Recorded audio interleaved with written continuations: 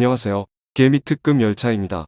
오늘은 꿈의 필러라 불리며 필러, 톡신 리프팅실까지 라인업을 갖춘 제테마에 대해 알아보겠습니다. 제테마는 안면 미용 목적의 히알루론산 필러와 보툴리눔 독소를 활용한 바이오 의약품, 조직 봉합 및 안면, 고정 리프팅실, 피부과용 전문 레이저 의료기기 등을 연구개발 및 제조합니다. 실의 돌기 모양을 개선하여 시술 시 조직을 과하게 당겨 놓을 필요가 없는 4세대 리프팅실을 개발하여 스트레스 감소 및 효과 지속 시간을 개선했으며, 히알루론산 필러 부문은 리도카인 성분을 첨가하여 시술 대상자의 통증을 현저히 완화시킨 제품군을 확보하고 있습니다.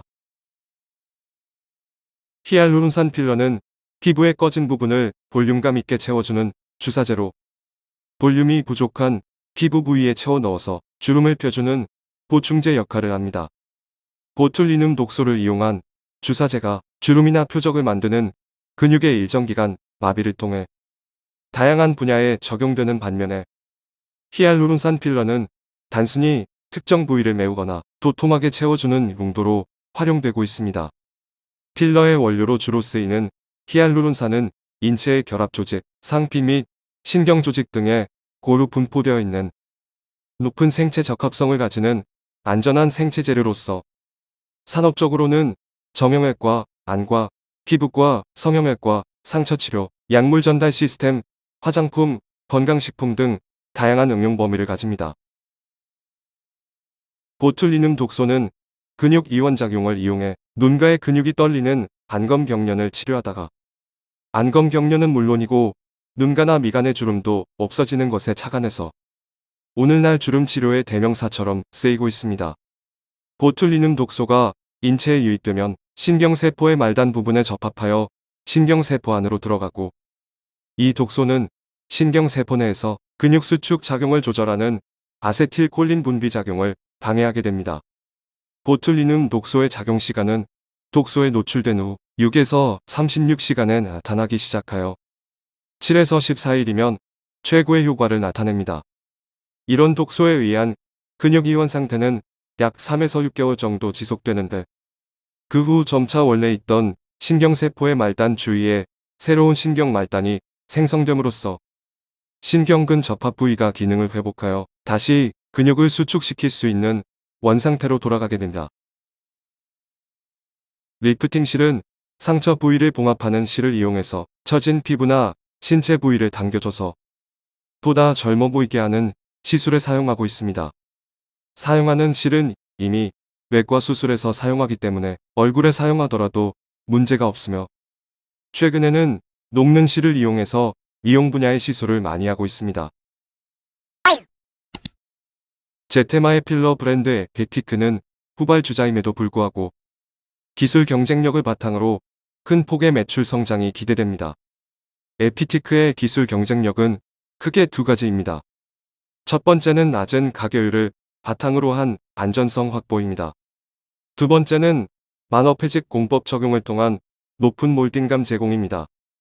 물리적 가교 공법을 바탕으로 차별화된 필러 개발에 성공했으며, 이러한 경쟁력을 바탕으로 필러 매출액은 2017년 51억 원에서 연평균 30% 성장했습니다. CE 인증을 획득한 2020년에는 코로나19에 따른 페르들의 실적 부진에도 불구하고 40% 이상 성장한 141억 원을 기록했습니다. 2021년에도 이러한 고성장세를 바탕으로 287억 원을 달성할 전망입니다. 영국 국립보건원으로부터 도입한 보툴리눔 톡신 3종을 바탕으로 현재 국내 출시를 위한 임상 3상 진행 및 중국, 브라질, 현지 파트너사와의 라이선스 계약 체결을 통해 본격적인 매출 성장을 위한 준비가 이루어지고 있습니다.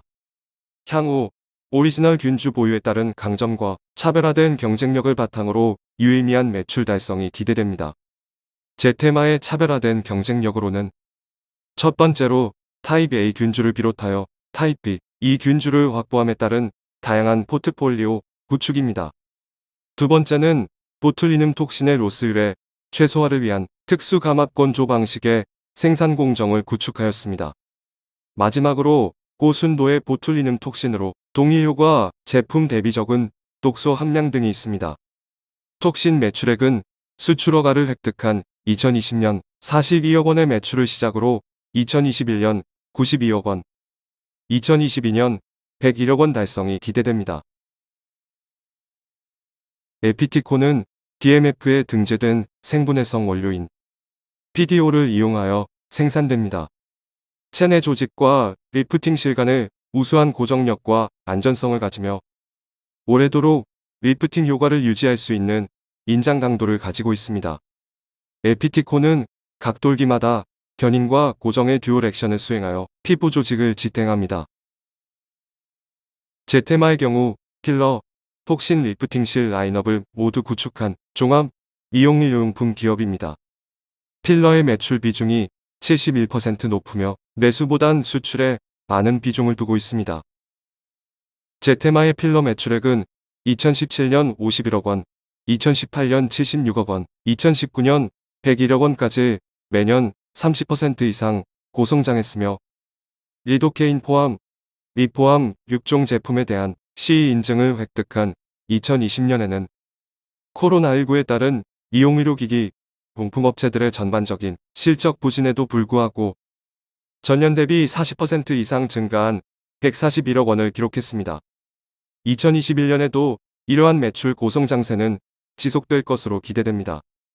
2021년 1분기 54억 원의 매출액을 기록했으며 수익성이 높은 유럽 시장을 중심으로 성장폭을 확대하며 매분기 매출액 성장 및 이익률 큰 폭의 개선이 가능할 전망입니다.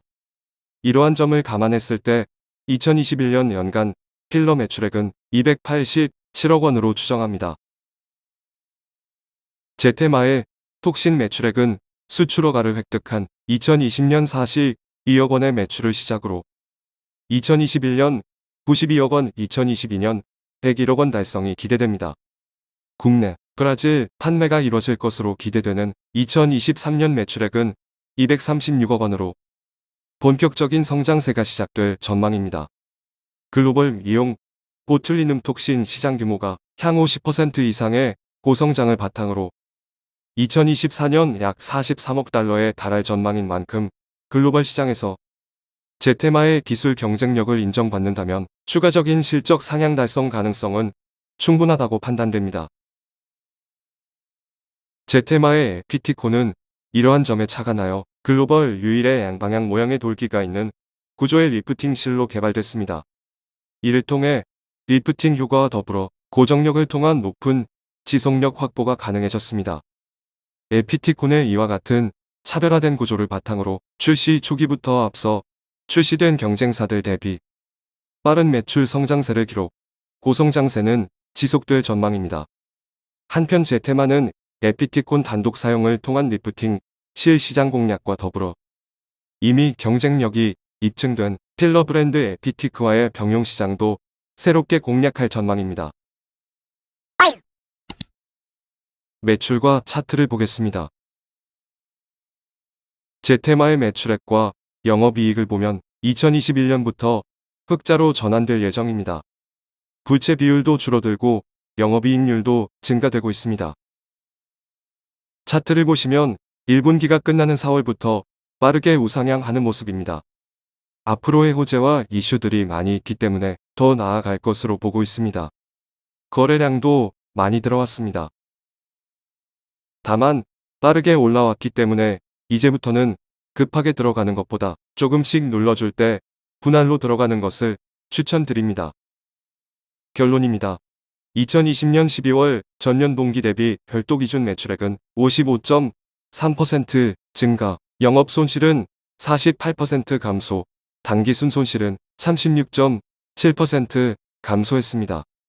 단기 중 보툴리눔 톡신의 수출 허가로 인한 의약품 생산으로 관련 비용이 전기의 판매비와 관리비에서 제조원가 및 제품 재고 금액으로 분류되었고 매출액 증가로 인해 영업 손실 금액이 48% 감소했습니다.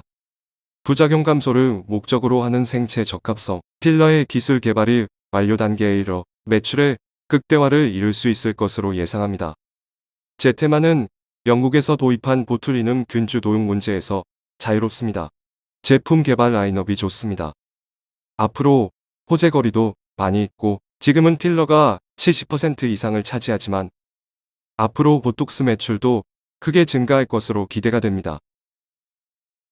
도톡스 3강이었던 휴젤, 메디톡스, 대웅제약이 메디톡스와 대웅제약이 싸우고 있고 휴젤은 매각을 추진 중입니다. 관심 있게 지켜봐야 할 종목입니다.